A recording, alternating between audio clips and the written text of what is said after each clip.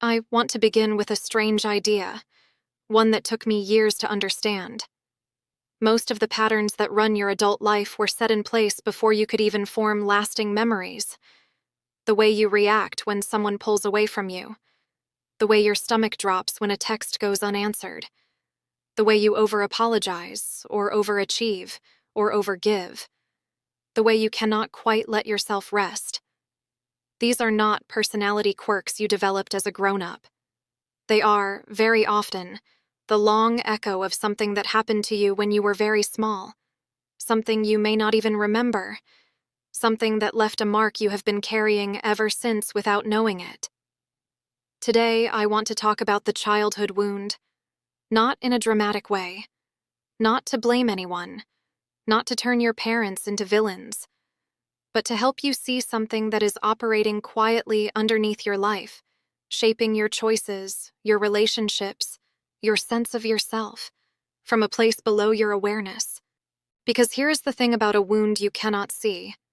You cannot heal what you will not look at.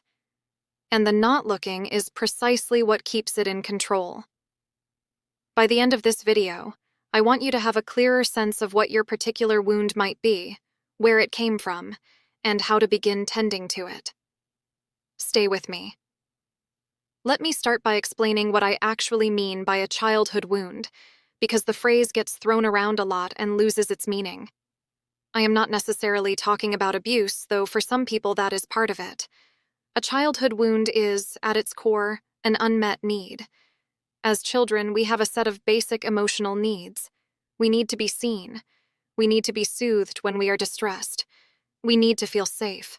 We need to know that we matter, that our existence is a delight and not a burden, that we are loved for who we are and not for what we do. When these needs are consistently met, a child grows up with a kind of inner security, a baseline sense that they are okay and the world is basically safe. When these needs are not met, consistently, over time, the child adapts. And it is the adaptation that becomes the wound. I want you to really hear that because it is the key to everything. The wound is not the original lack. The wound is the adaptation you made to survive the lack. A child who was not soothed learns to soothe themselves by shutting down their feelings, and grows into an adult who cannot access their emotions. A child who was loved only when they achieved learns to perform constantly, and grows into an adult who cannot rest without guilt. A child who had to manage a parent's moods learns to be hypervigilant, and grows into an adult who reads every room for danger. The adaptation was brilliant. It was exactly what you needed to do to get through your particular childhood. The tragedy is that the adaptation does not switch off when childhood ends. It keeps running long after the situation that required it is gone. Let me walk through some of the most common wounds, because I want you to find yourself somewhere in here. The first is the wound of not being seen. This happens when a child grows up with parents who, for whatever reason, did not really see them. Maybe the parents were preoccupied, depressed, addicted, overwhelmed, or simply emotionally absent. Maybe the child was praised for performance but never asked about their inner world. The child concludes, on a deep level, that who they really are is not interesting, not important, not worth attention. As an adult, this person often becomes either an overperformer, constantly seeking the attention they never got, or someone who shrinks and assumes they do not matter, who feels invisible in rooms full of people, who cannot believe anyone would actually be interested in them. If this is you, the wound speaks in a quiet voice that says, "Do not take up space. No one wants to hear from you. Who do you think you are?" The second is the wound of conditional love. This happens when a child learns that love is something you earn, not something you receive freely. Love came when they got good grades, when they behaved, when they made the parent look good, when they did not cause problems. Love was withdrawn when they failed, when they were difficult, when they had needs that were inconvenient. The child concludes that they are only lovable when they are useful or impressive. As an adult, this person becomes a perfectionist, a people pleaser, an overachiever who can never rest, because resting means not earning, and not earning means not being loved. If this is you, the wound speaks in a voice that says, "You are only as good as your last achievement. Do not disappoint anyone. Your worth is conditional." The third is the wound of emotional unsafety. This happens when a child grows up in an environment where the emotional climate was unpredictable. A parent who was loving one day and rageful the next. A home where you never knew which version of the adult you would get. A household where conflict was frequent or frightening, or where the child had to walk on eggshells to keep the peace. The child develops a finely tuned radar for danger, an ability to sense shifts in mood before they happen, a readiness to placate or hide or manage. As an adult, this person is hypervigilant. They cannot relax. They scan every relationship for signs of impending withdrawal or anger. They often become caretakers and peacemakers because keeping others happy was once a survival strategy. If this is you, the wound speaks in a voice that says, "Stay alert. Keep everyone calm. It is your job to manage the emotional temperature of the room." The fourth is the wound of abandonment. This happens when a child experiences, literally or emotionally, the loss of a caregiver. A parent who left. A parent who died. A parent who was physically present but emotionally checked out. A series of disruptions, moves, instabilities that taught the child that the people you love do not stay. The child concludes that closeness leads to loss, that they are not worth staying for, that they must either cling desperately or avoid attachment entirely to protect themselves. As an adult, this person struggles with relationships. They may become anxious, needing constant reassurance, terrified of being left. Or they may become avoidant, keeping everyone at a distance so that no one can ever leave them because they left first. If this is you, the wound speaks in a voice that says, "They are going to leave. Do not get too close. Protect yourself." The fifth is the wound of enmeshment, which is less talked about but enormously common. This happens when a child was not allowed to be a separate person. A parent who needed the child to be their confidant, their emotional support, their best friend, their reason for living. A parent who could not tolerate the child having separate feelings, separate opinions, a separate life. The child learns that to be loved, they must merge, must not differentiate, must not have a self that is distinct from the parent's needs. As an adult, this person struggles to know what they actually want because they spent their childhood tuned to what others wanted. They feel guilty for having their own life. They struggle with boundaries because boundaries were experienced as betrayal. If this is you, the wound speaks in a voice that says, "Your needs are selfish. You owe them everything. You are not allowed to be separate." Now, you may recognize yourself in one of these, or in several, because most of us carry more than one. And I want to pause here to say something important. Recognizing your wound is not about blaming your parents. Your parents were almost certainly carrying their own wounds, passed down from their parents, who got them from their parents, in a chain that stretches back generations. Most parents did the best they could with the resources they had, which were often very limited. Understanding your wound is not about assigning blame. It is about taking responsibility, as an adult, for the healing that your parents could not do for you. Blame keeps you a child, waiting for an apology that may never come. Responsibility makes you an adult, capable of giving yourself what you did not receive. So how do you actually heal a childhood wound? Let me give you the real path, not the quick fix version. The first step is awareness. You have to be able to see the wound operating in real time. The next time you have a reaction that feels too big for the situation, pause. A disproportionate reaction is almost always the wound surfacing. When you feel a flash of panic because someone seems distant, when you feel compelled to apologize for something that was not your fault, when you cannot let yourself rest, when you feel invisible and worthless in a social setting, stop and ask, "How old do I feel right now?" Often the answer is much younger than your actual age.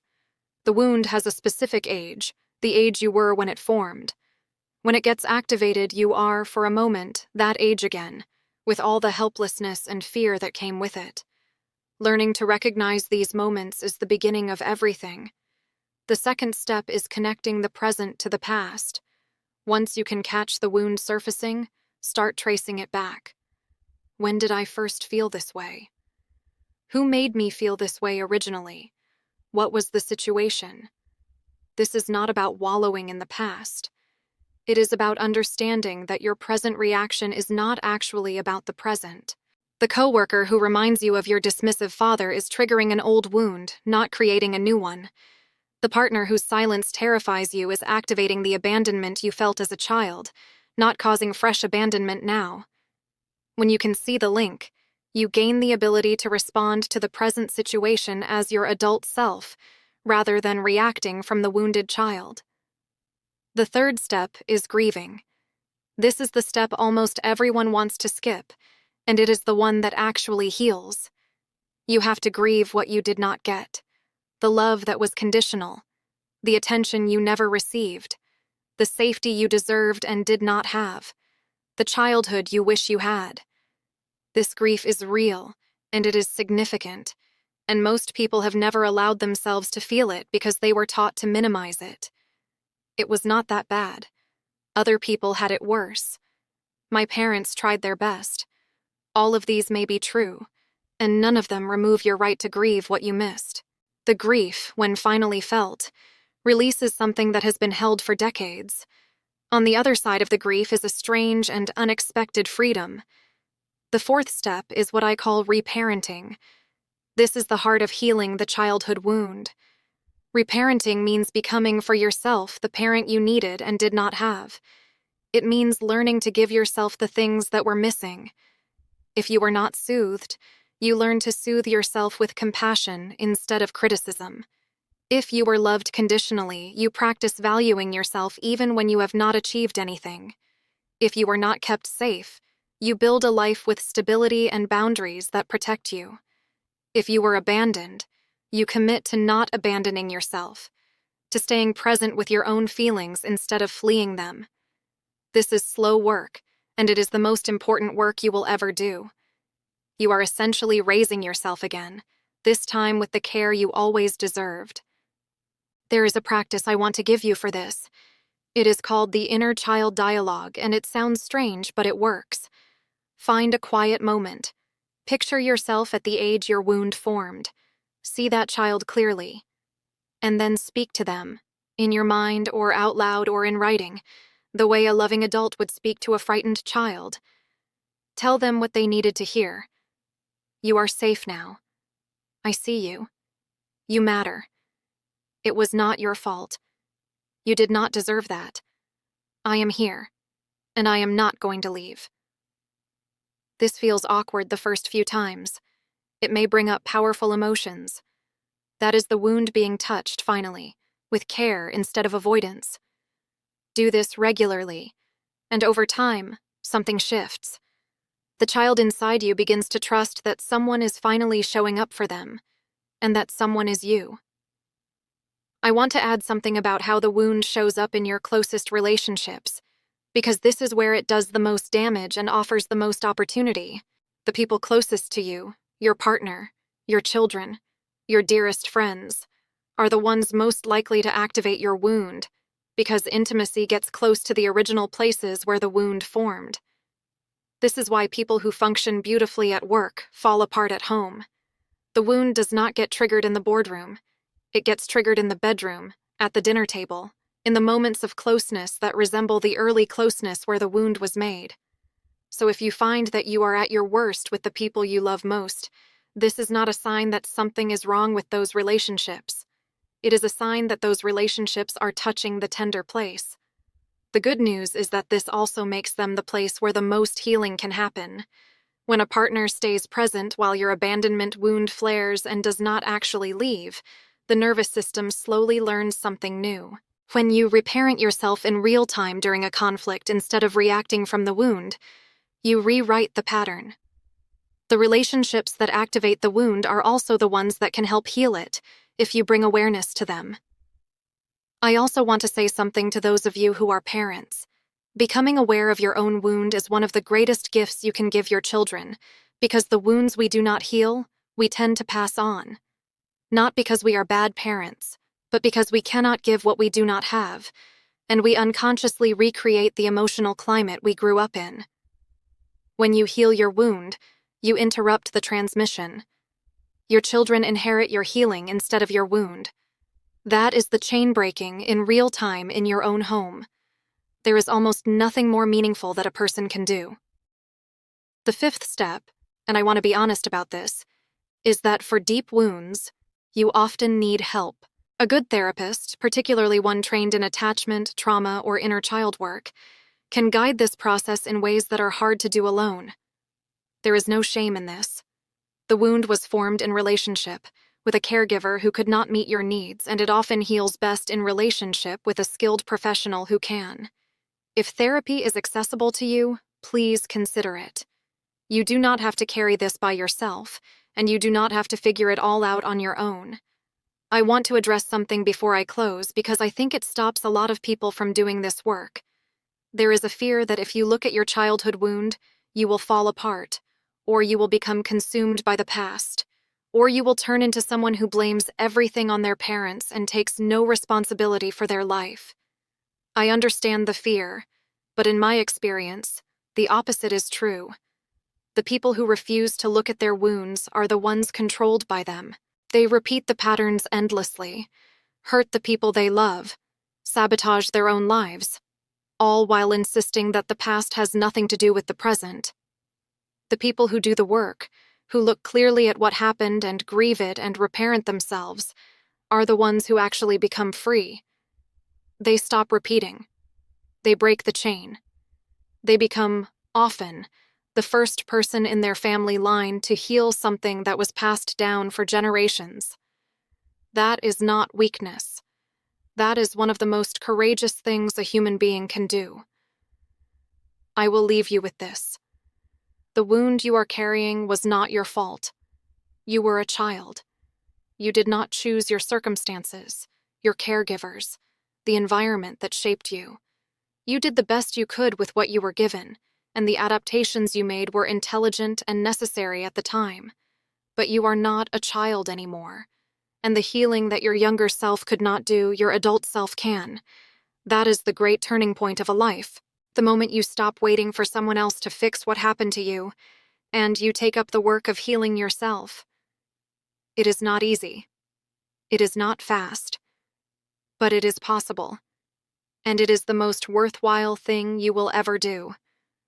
The child you were is still inside you, waiting. They have been waiting a long time. You can finally be the one who shows up. If this resonated with you, please give the video a like. It really does help me reach more people who are carrying wounds they have never named. And if you want more videos like this, where we look honestly at the deep patterns that shape us and how to heal them, please subscribe. I am building this channel one conversation at a time, and I would be honored to have you with me on the journey. Take care of yourself this week. Be gentle with the child inside you. When the old reactions surface, meet them with curiosity instead of judgment. Ask how old you feel. Offer yourself the words you needed to hear long ago. You are doing work that your whole family line could not do, and that matters more than you know. And remember, healing is not a straight line. There will be days when the old wound flares as strongly as ever, when you feel like you have made no progress at all. Those days are not failure. They are part of the process. The wound formed over years, and it heals over years, in a slow spiral rather than a straight climb. Trust the spiral. Keep showing up for the child inside you, even on the hard days, especially on the hard days. That consistency, more than any single breakthrough, is what finally heals what was broken so long ago. I will see you in the next one.